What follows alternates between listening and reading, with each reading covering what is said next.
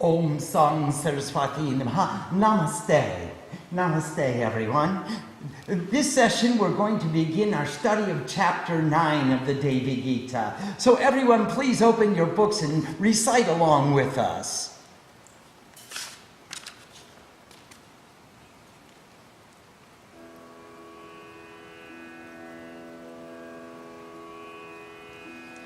Himalaya Vacha Swayam Bhakti Bhaddaswamba Yena Gyanang Sukhena Ki Chayeta Manujasyasya Madhimasya Viragina Devi Vacha Marcus Cryo Medikata Moksha Prapti Nagadipa Karma Yoga Jnana Yoga Bhakti Yoga Satama Trayana Tapya Kyang Yoga Kartum Shakyosti Sarvata Sulabhavatmana Sattvatvan Karya Chittadya Pidanat Guna Petan Mandushyanam Sabhakti Stri Vidasmata Parapiram Samudrishyam Dambang Pritva Parasaram Matsarya Krodha Yukto Yas Tashi Bhakti Stu Tamasi Bharapirat Indira Kita Sankapanartami Bacha Nityang Sakamo Ridayam Yashorte Advogalo Lupa Tadat Palamabnapyi Mamupasteti Bhaktita Veda Buddhyatu Mang Swaswad Anyam Janati Pamara Tasya Bhakti Samagyata Nagadipa Durajase Parameshar Padam Karma Papasang Shalanagacha Vidoktada Vashantat Katavyang Tu Makanistam Iti Nishchita Buddhistu Veda Buddhi Mupashrita Karoti Prita Jekama Bhaktita Sanika Satvika Svaha Parabhakti Prapikeya Veda Buddhya Balanavat Purva Prokte Yupe Bhokto Naparipapi Kemate Aduna Para Bhakti Tu Prochamanang Nibodame Magunas Rabhandang Nityam Mamana Manu Kirtanam Kalyana Guna Ratnanam Akarayam Makistiram Chetaso Vartanang Cheva Trela Daras Mang Sada Itus Tatrako Vapi Nakalachit Babedapi Samipya Sashti Sayuja Salokyanang Nachashana Matsevato Dikang Kinchit Nivachanati Karichit Sevya Sevya Tadrag Banat Tatra Mokshang the Panchati Paranurakya Mamepa Jindaye Yo Tandrita Swabedi Neva Mangita Chanati Nani Pedata Marupatve Nachivanam Chintanam Kurate Tukyam Yathasvasyatmani Pritis Tatevacha Paratmani Chaitanyasya Sambandhatvan Nabedam Kurate Tukyam Sarvatra Vartamanandam Sarvarupam Cha Sarvadam Nate Yajete Chaivapyam Chandalanta Meishwaram Nakutra Pedro Habudi Kurute Veda Parchana Mastana Darshane Srada Madbhakta Darshane Tata Machastra Shravane Srada Mantatanta Dishu Prabhav Mai Prema Kulamati Romanchita Nanusada Premasru Jalapurnaksha Kantagadgada Nisvana Amani Neva Pavina Pujayedyo Nagadipam Mamishvaring Jagadyoning Sarvakaranakaranam Pratani Mama Divyani Nityanoi Mitin Tanyapi Nityam Yakurute Bhatyam Vitashatya Vipachita Marupadvi Dvitikshacham Marutsabhak Pritastatam Jayate Yasyandiyatam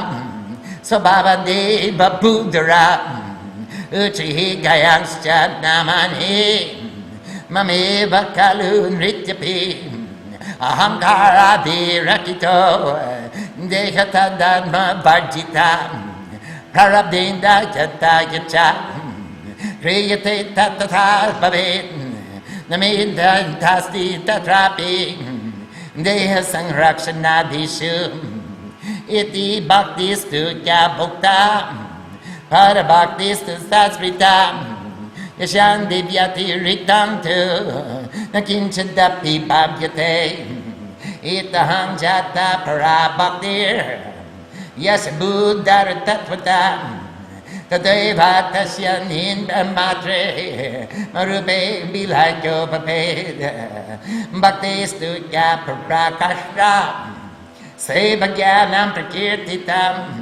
Vairagyasya Sasimatham Gyaneta Duva Gyantatam Bhakto Pritayam Yasyapi Parabda Bashato Nakam Najayate Mamagyanam Mani Dvipam Sagachati Tatra Gatva Kilan Bogan Anicca Napi Charchatai Tadante Mamati Rupa Gyarang Samyaga Babednaka Tena Yukta Sadeva Saj Gyanan Muktir Nachanyatam Ihe Vagyasya Gyanansya Rigada Pratyagamanam Mama Sangbit Paratos Das Tasya Pranam Brajantina Prameva Santatapnauti Prameva Brahma Vedaka Kantam Chamikara Samag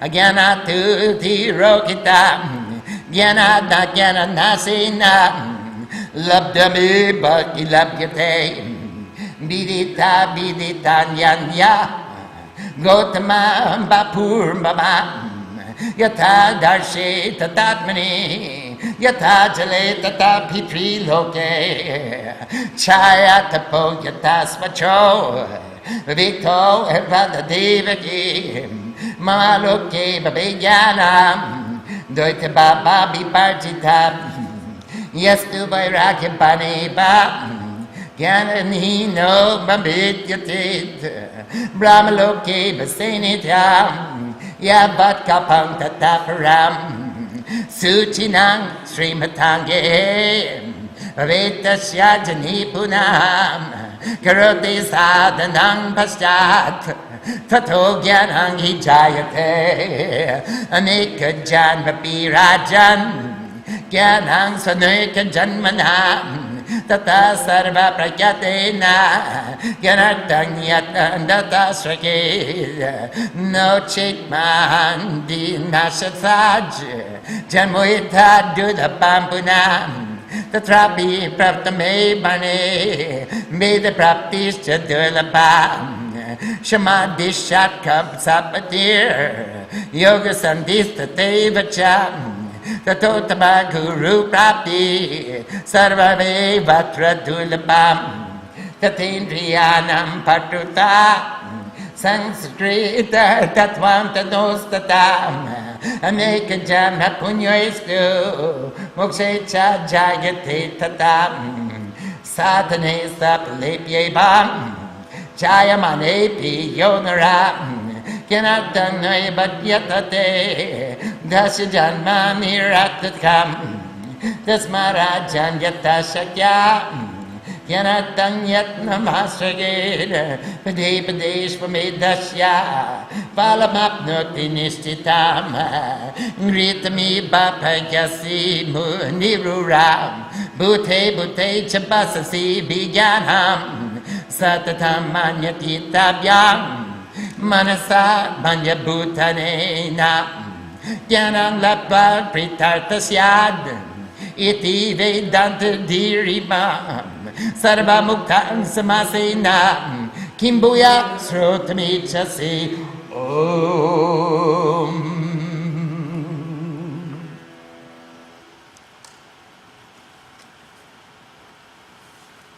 And let's return to the beginning of chapter 9 and discuss the meaning of what we've just read. And Himalaya said, and remember, this is the discourse between the Divine Mother and Himalayas is asking the questions, and he says, tell of your own devotion, O Mother, by means of which wisdom is easily attained. Men can become victorious, even ordinary men who are not devoid of attachment, guys like you and me. Even we, by means of devotion, have the capacity to become victorious. Tell us about this devotion. What does it mean? The goddess said, the well-known path to me harmonizes three to attain self-realization or liberation.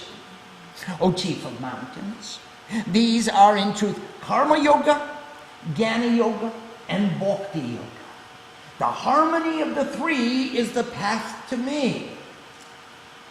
Without action, how do you just demonstrate your devotion? Without knowledge, how do you perform action? Without devotion, how do you pay attention to acquire the knowledge? The path to me harmonizes three. Margas trayo mibikyapta moksha prapto nagadipa. The harmony of the three makes the path to me. The harmony of these three is most suitable in performance to be capable of all attainment. It is easier to absorb thoughts in truth when consciousness of the body is free from suffering. As the qualities of men differ, so also the qualities of devotion are understood as three. Leading another into difficulties by means of fraud or deceit, exhibiting jealousy or anger, such devotion is tamasi, manifesting darkness or ignorance. That is, you can have tamasic devotion. Just look at jihad. Devoted to the cause, but leading others into difficulty and causing harm to others. Praying for destruction of my enemies. This is tamasic devotion. I'm devoted to you for a cause that is going to cause harm to others. Tamasic devotion.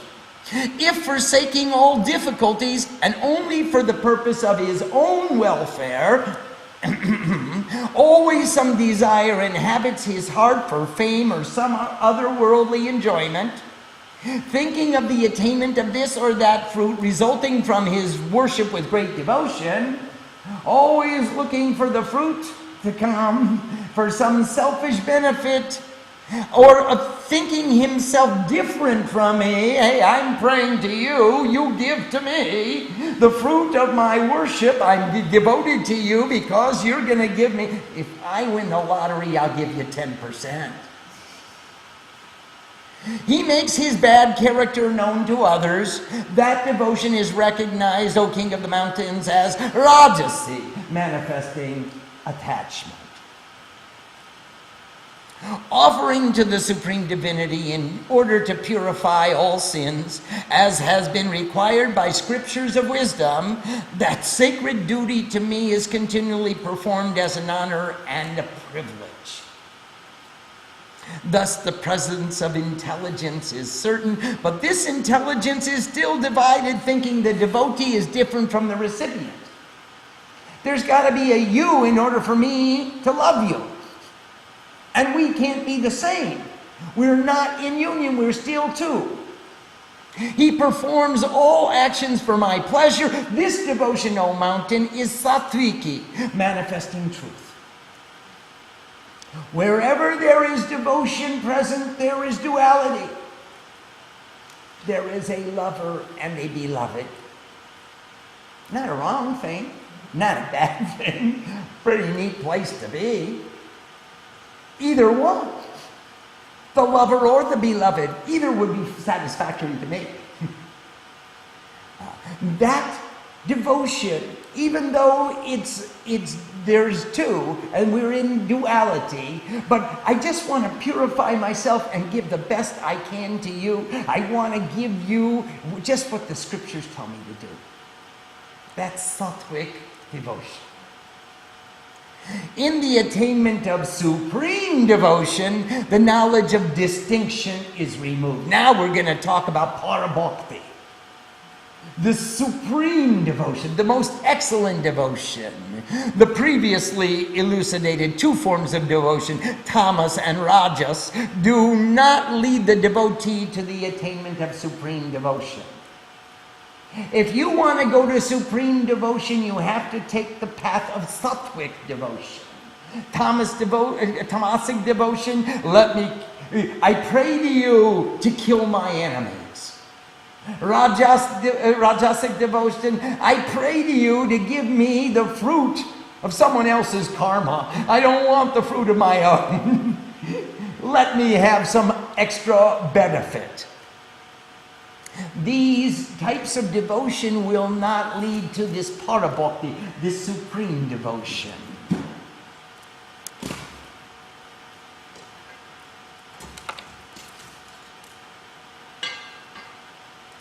Only sattvic devotion can lead to the supreme devotion.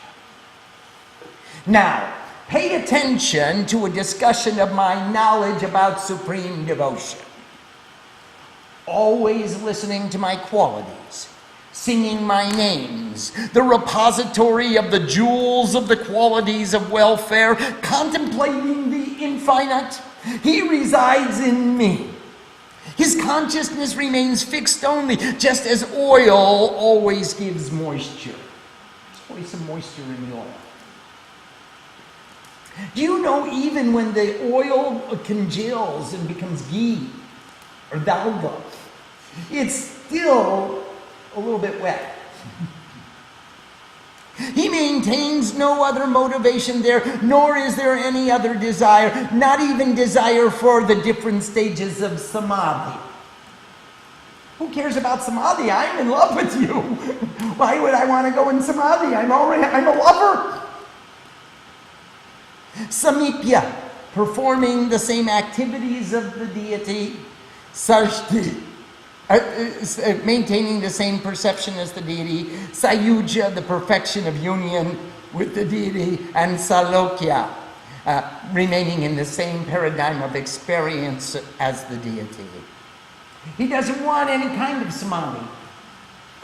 I want to be in love with you. And I want my every action to demonstrate the sincerity of that love. That's enough for me. Why do I want to go away? I'm already in samadhi. Why do I long for samadhi when I'm in samadhi already, just by being in your presence? So he has no desire even for samadhi. He considers my seva, selfless service of pure love. The selfless service is an expression of the privilege that I have to demonstrate for you the sincerity, the intensity of my love for you. That's the most important thing. I love you. What else do I need to do? I just want to do whatever I can, whatever it says in the scriptures, whatever the wise people have taught us to do that demonstrates the sincerity and the intensity of that pure devotion. I don't want a return on my investment. And he knows of nothing else. This is as good as it gets.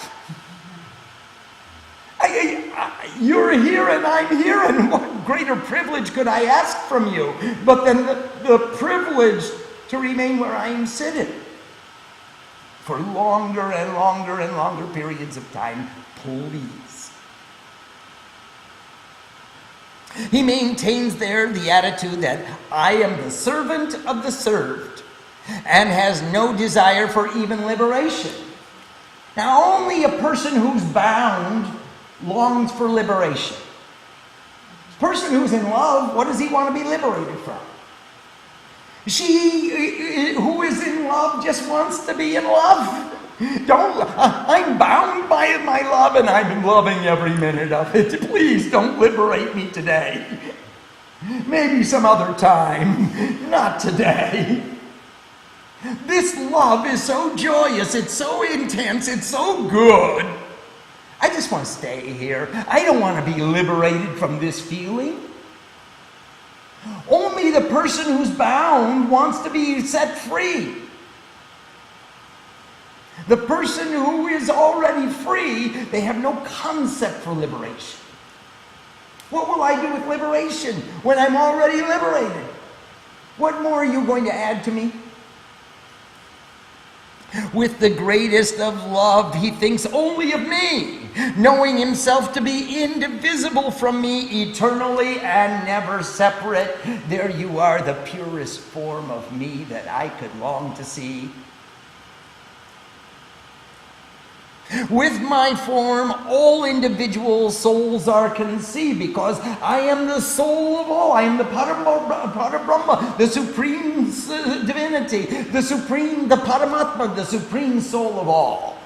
And all action is rendered unto them. If you serve me, you're serving all the souls of the creation.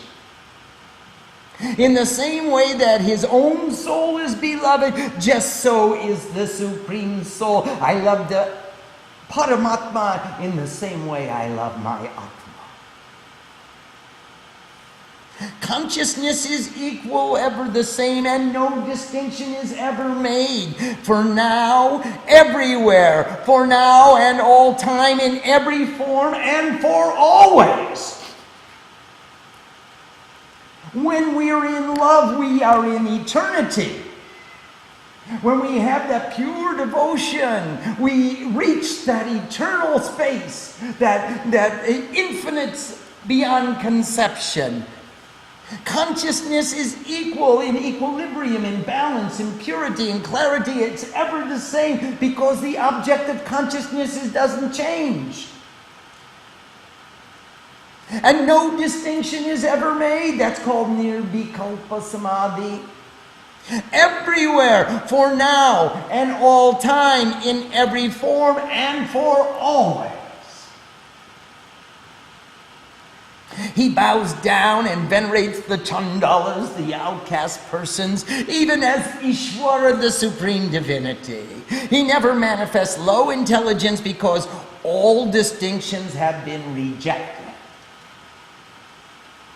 He becomes filled with devotion to me whenever he sees my sacred places.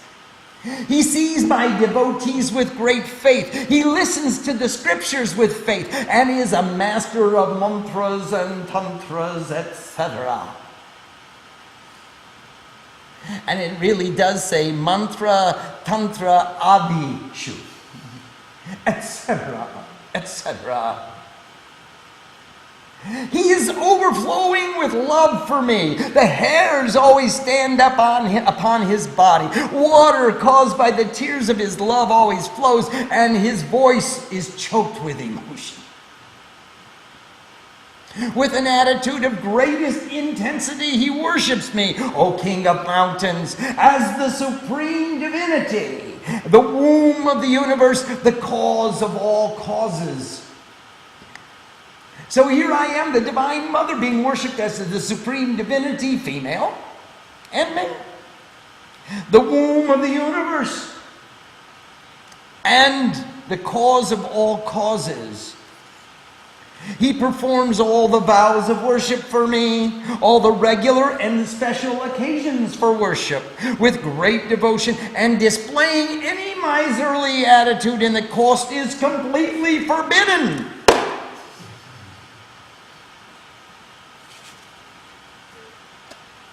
And not just the physical cost or the tangible cost, the emotional cost as well. You must invest your soul. In order for it to be real for you, you must invest your soul. Don't hold back or guard your love. Don't be a miser with your love. Let it all hang out. Give it to her both barrels, as much as you can. He desires to see my festivals of worship. He desires to perform my festivals of worship. His is eternal victory. As he has become of the nature of Deva, he's a divine being. He's a god. Just remember, like Ramakrishna was a man, and he was so filled with devotion, he became a guru, and then he became a rishi, and then he became a deva, and now we have temples to him all around the world within 150 years. Sri Ma is a woman. She took birth as a human being, and she walked on this earth, and she did tapasya, and she became a guru, and she became a rishi, and she inspired communities around the world to pursue enlightenment. And now her picture sits upon the altar of countless temples all around the world. He becomes of the nature of Deva, a shining one, a divine being, an enlightened one, a god or a goddess. Loudly he sings my names, and even further he dances. He is free from egotism, etc., and rejects the imposition of the body upon the soul. This body has no capacity to impose upon my soul.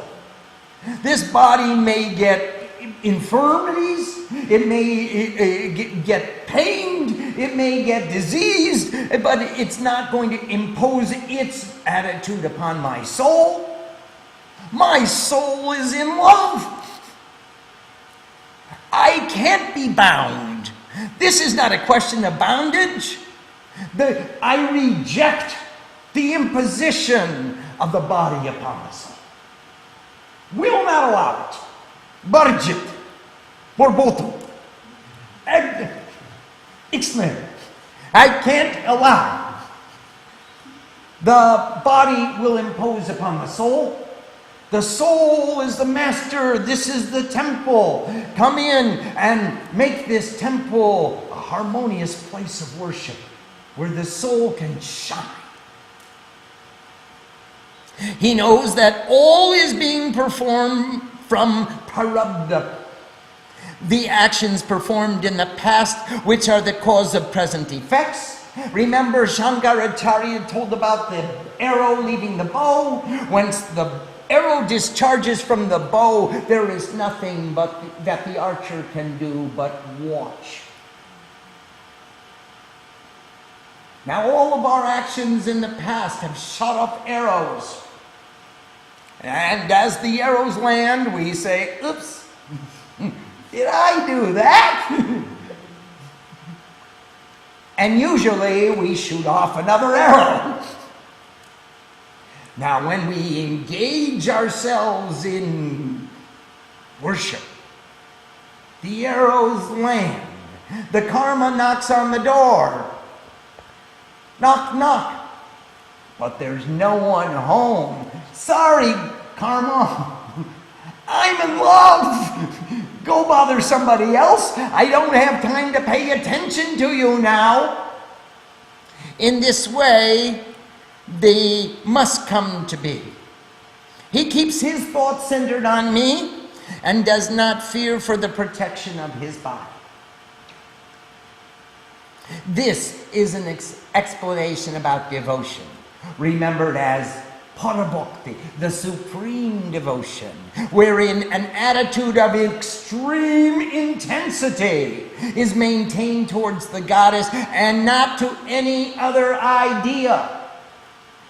There's extreme intensity in our focus of attention so that we can't contemplate any other idea. It's not like our mouth is chanting the verses and our mind is deep in reverie watching this other movie going on entirely. No, our minds, our hearts, and our bodies are all in the same place, and we're lovers. Whoever can produce this supreme devotion becomes one with the principles. This is the paratattva, the supreme tattva, the supreme principle. He becomes one with all the principles when he submerges himself or herself in that parabhakti. His consciousness perceives only that, as in tattvamasi, as we were calling it in the last chapter. And he becomes dissolved in my form. This kind of devotion is the highest measure of what is known as wisdom. You want to be wise? Give it all to devotion. Give your fullest devotion. That is wisdom. Freedom from attachment is its other name or limit. So you can call it devotion, you could call it wisdom, you could call it vairagya, freedom from attachment.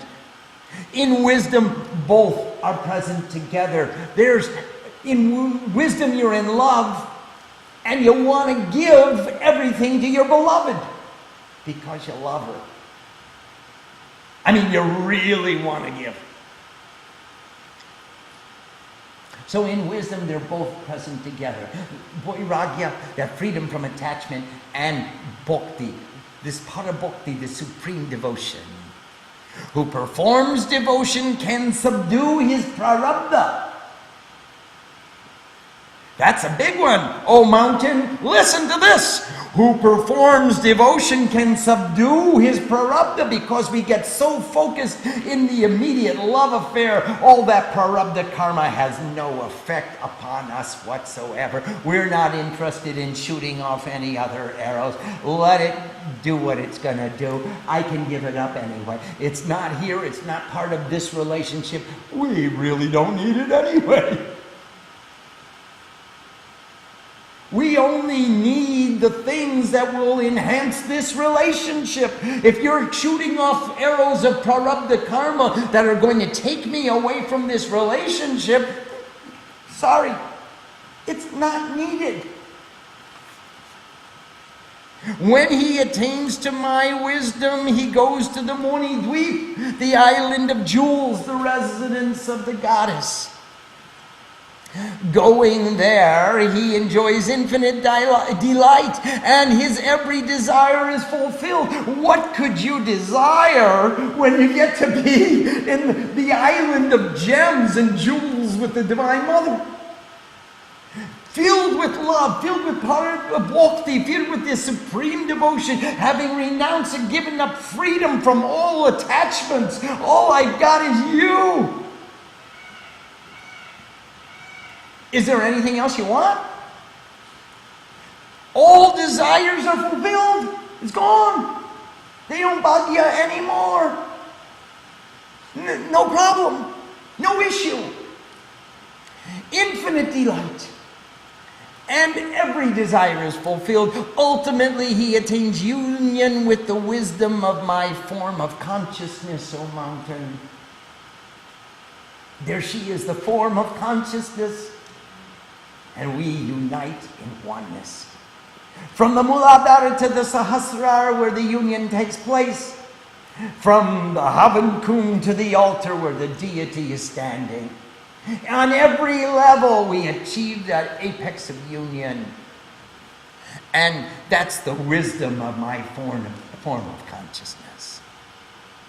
But by this means, self-realization is attained, and he becomes divine, and she does too. There is no self-realization without wisdom. There is no other way. Who attains to this wisdom finds the universal spirit in his heart. Who attains the highest manifestation of my full knowledge, his life force travels only to Brahma. It is said, he only is Brahma who knows Brahma. Brahma eva Brahma bhavanti. The knower of the supreme divinity becomes the supreme divinity, and he is the highest manifestation of this knowledge. In the logic of Kanti Chamika, the gold on the neck, wisdom was concealed. By wisdom, lack of wisdom is destroyed. Something new is not gained, only he found that which he already had. The parable is in reference to the idiot who is wearing a golden chain and asked everybody, have you seen my golden chain? Where did I put that chain? I'm searching for the golden chain. He forgot that he was wearing it on his neck. And he looked in all the sacred places where he would hide the gold on the neck. But he didn't look on the neck. In the same way, lack of wisdom was destroyed by wisdom. But something new is not gained, only he found that which he already had. Only he realized that which he already is. That's the parable. You didn't gain anything new. You just gave up the ignorance that was obscuring the wisdom which allowed you to realize who you really are.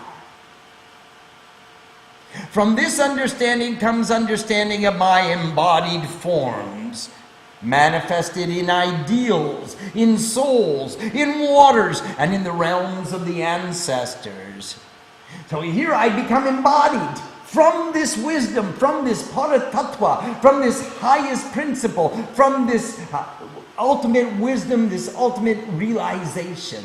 I become embodied, and now you can perceive me as I exist in all the Dharma, in all ideals of perfection, in all souls, in all waters, and in the realms of the ancestors who prepared for us this path, who gave us, who transmitted this knowledge to us from generation to generation. Shadows and light are said to be distinguished as independent. Okay, there's dark and there's light. In my realm of wisdom, attitudes of duality are forbidden. There is no duality there. That's where my realm of wisdom leads to, non-duality. There is no shadow, there is no dark, there is no light. Who attains non-attachment only, without the fullest attainment of the wisdom of absorbed consciousness, will reside in Brahmaloka, the realms of supreme divinity, eternally, at least until an age has passed or beyond. So even if you don't achieve the supreme absorption in consciousness, in nirvikalpa, but you are able to surrender the fruits of your karma and achieve freedom from attachment, even then you reside in Brahmaloka for eternity. That means you reside in supreme consciousness eternally.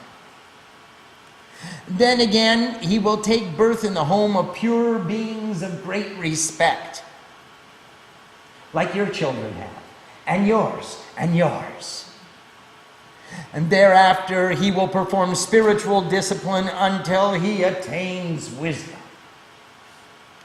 With many births, O king, wisdom may be attained. It does not come in one birth. It's not just something I decide, okay, I'm going to be a yogi this life. No, I am going to dedicate all of my lives to becoming a yogi and to maintaining that realization. Therefore, devote every effort in the pursuit of wisdom. Take refuge in effort. Don't stop trying. Take refuge in effort. If this great consciousness is not attained, it is a calamity. Again, this human birth is difficult of attainment. Then also to be of the first class, caste at the apex of society, and to have inculcated the wisdom of the Vedas is also difficult to attain. Peace, etc. The 6 forms of wealth which are attained from yoga, becoming a disciple of an excellent guru. All of these are difficult of attainment. To become skillful in controlling the senses and in the minute details of the principles of Sanskrit. All require merit. Moreover, it is the merit, it's the punya, the merit attained over many births to possess the desire to attain self-realization. That human who is even in close proximity to these excellent fruits of spiritual discipline, who does not make effort towards the goal of wisdom, his or her birth is without meaning. I mean, this is really important stuff. To have found a guru, to have learned Sanskrit, to have developed a yearning for self-realization, to want to study wisdom, to want to listen to the scriptures, to want to have the desire to perform sadhana. If you have these things and you don't make effort, I mean real sincere effort, prayatna, chesta, this kind of effort. If you don't make effort to attain the goal of wisdom, your birth is without meaning. Therefore, O king, with all energy possible, take refuge in efforts for the attainment of wisdom. At every step you will receive the fruits of having performed the Ashwamedha sacrifice to a certainty. That is the sacrifice of the horse. We discussed it the other evening. That Ashwamedha, where the horse is set free to roam into all of the kingdoms. And every king is privileged to bow down and pay tribute, acknowledge the supremacy of the king who set it.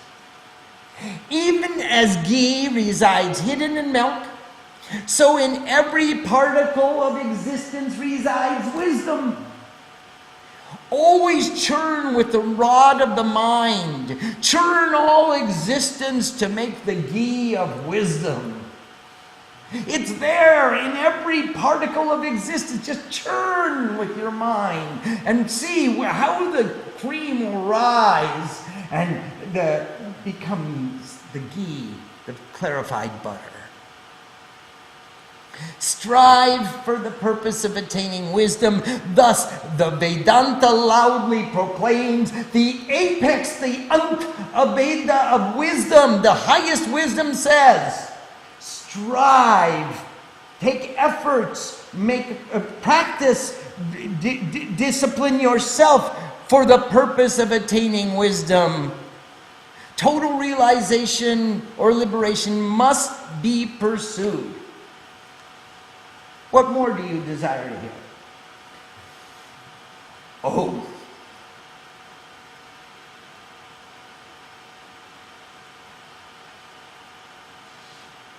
Do we have any questions? Swami, I have a question. We hear that the wise say that work is a visible manifestation of our love or devotion. Now we spoke about supreme devotion in this chapter. What are the characteristics or qualities of the work performed by such a supreme devotee? The characteristic is the supreme devotion. He's excited and privileged to be able to perform this small act of demonstrating his love for his beloved. He's devoid of any selfish interest. He only wants to see and share her delight when she receives that activity. As he performs, he is free from conflict. He is free from any selfish consideration. He doesn't watch the clock to make sure he gets a break at the proper time. He doesn't join the union. He is just free from attachment in the action. That's the characteristics of someone who has parabhakti, supreme devotion, and privilege to demonstrate. That's seva. See, work, always we take a job and we expect to be paid for our efforts. We want a return on our investment. That's what work is. Seva is different from work. Because seva, I just want to give to you, and I'm privileged to be able to do that. Because when you work, even if you are in the ashram and you say, you wash the dishes and I'll dry them and put them away, you made a deal. And that's a bargain. No, we'll both stand here and sing and dance until it's done. Who cares? That's seva. So we want to make sure that our work is separate from our seva. We keep it separate from our seva. We have to work because all of us need to give an exchange at some time. But when we're with God, and when we're with Guru, and when we're the Guru buys and pens, and we're in the Guru satsang, then all we want to do is perform seva. Because we really love. That's the privilege, is to love like that. That's the character of someone with supreme devotion who works. Are there other questions? Swami, question from Nanda from San Jose. Namaste, Nandama. Namaste, Swami. What is the role of discrimination in devotion? None whatsoever. You want to discriminate before you get to devotion. But when you're in devotion, you just want to say, hey, I love you and I trust you, and I've already done my homework. I know you are a credible source to be devoted to. Now, certainly, if suddenly the object of your devotion were to say to you, become tamasic or rajasic, you would certainly question that. Then you have a duty to discriminate. But so long as your object of devotion or the recipient of your devotion is guiding you in the path of parabhakti and making you to do sattvic demonstrations of devotion, there is no need to discriminate whatsoever. Do it. As soon as it becomes rajasic or tamasic, question, why, how will this lead me to parabhakti? We have a duty to question. Just because we're in love doesn't mean we can accept blindly. So, as long as it's sattvic, then stay in the devotion completely absorbed. When it becomes rajasic or tamasic, you have the obligation to say, stop, explain to me how tamasic or rajasic devotion will lead me to parabhakti. Please. As soon as you explain that, I will be glad to comply. In verse 26, it talks about parabhakti wherein an attitude of extreme intensity is maintained towards mother. So, how to get this attitude of extreme intensity? Is she suggesting that we have to try to move our bhakti sattvic? That is one part of the process, is to make it sattvic and devoid of any selfish consideration, and definitely eliminate all concepts of causing harm or injury to another. We want it free from ahimsa. We want it free from himsa. We want it to be fully sattvic devotion. And then we can move towards the parabhakti. The intensity gets greater and greater because I let down all my defenses. I'm not trying to take advantage of anyone else. Why would I impute that someone else would try to take advantage of me? I need not be defensive. And if I don't need defenses, here it is, Mom. The whole enchilada. And I'm giving it to you willfully and freely of my own volition. Please take it. All of me. And make that greater intensity and greater intensity until she actually reaches out and takes it.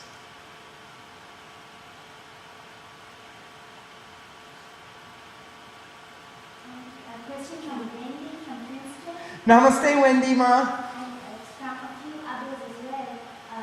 Wendy says that we were all discussing how so many children are attracted to these teachings, how angels, Sebastian and Sam attend the classes and repeat the mantras, etc. Can you please speak to us about this next generation and how we can continue to nurture their interests and help them to grow? Wendy Ma, great question, and it's a very important issue for us all. The only way we're going to demonstrate for them what life could be like is to become examples of people who are living that kind of life. We could talk about it all we want, but look at guys like Sam, they are my good friends, and Angel and Sebastian, and we've got Love and Kusher here from Zurich, and we've got friends and family all around the world. We're just so proud of this next generation of people that are going to take over the Devi Mandir and all the teachings of the Devi Mandir and share that love all around the world. It's incumbent upon us to be an example to them, to actually inculcate that para bhakti, that supreme devotion, with the greatest of intensity and love them and love God and make our homes a temple. And you are the priestess of your ashram. And let Sam realize you as the priestess, not just his mom, but his divine mother. You are the deity, and you are the priestess, and you are the guru as well. I think that's the system, that's the path by which all of us are going to inspire this next generation, and that is part of our debt. Remember, we had 3 debts of karma. The first was to the devas, all the gods and goddesses, to make this world a better place because I've come here. The second debt of karma is to the gurus, all the teachers, the acharyas, the authors of the scriptures. We got to live in accordance with the wisdom that they teach. And the third debt of karma is to the ancestors who made the path for us to go. And to the next generation, we have the obligation to demonstrate to them the benefits of moving by that path. We have to exemplify that behavior, Wendy. And I think that's the best way we could do it. We could just give a little more, take a little less, put a little more joy into the family, put a little more smile into the household, put another song in the kitchen, and enjoy life. That would be my advice to all the mamas and the papas. And all the kids too. Don't worry, be happy. Kumari from Radical has a question. Namaste, Kumari Ma. In verse 13, it is said that the devotee has no desire, even for the various states of samadhi. However, in verse 30, he goes to the island of jewels where his every desire is fulfilled. Can Swami please explain this? Yes, Kumari Mom, they're the same. Do you know what? Only the person who is bound has a desire for liberation. So when you're not bound and you're so absorbed in that love affair, then you have no other desire. Well, if you have no desire, that means your every desire has been fulfilled. And that's what it means to me. Because if I have no desire, that means there's no outstanding issues that I have to leave my present circumstance to pay attention to. That means every other desire has been fulfilled. I believe they're the same. He has no other desire, and therefore, his every desire has been fulfilled. Question from Parvati from Sacramento. Namaste, Parvati Ma. Can we dedicate our work to the Supreme and go beyond our normal work? Means, can we perform all our work with extra care and love, seeing the Supreme in everyone and everything? Although we may get paid, it was coming from the heart, serving everyone as a stand-in for the Supreme. Absolutely, Parvati. Excellent, excellent exposition. And I always said, if I couldn't be a Swami, my next choice for a vocation would be to be a shoe salesman. I would love nothing better if I couldn't translate scriptures, and I would love to sell shoes. Because then I could bow down to every foot that came into the store and try to fit the right shoe on them.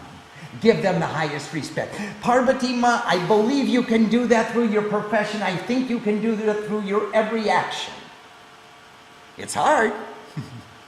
But we can do it, and we must make efforts in that way. If we don't achieve it, it's a great loss. Our life is without meaning. That's the motivating factor, the objective, the goal of our being here. So yes, please continue to make efforts and continue to try to the best of your capacity to make that attitude evident in your every action. Kumari has a question, a related question. Is there a difference between the discipline that we perform in our life, in the world, and spiritual discipline? Can both lead us to God realization? We must do them both, Kumari Mom.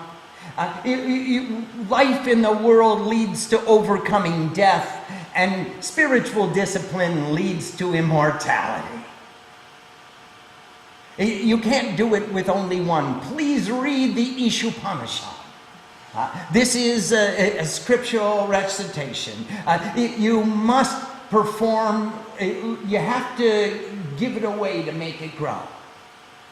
So you have to go out in the world and share your knowledge and experience with love and joy in order to get the privilege to come back and sit in deeper and more intensive spiritual sadhana.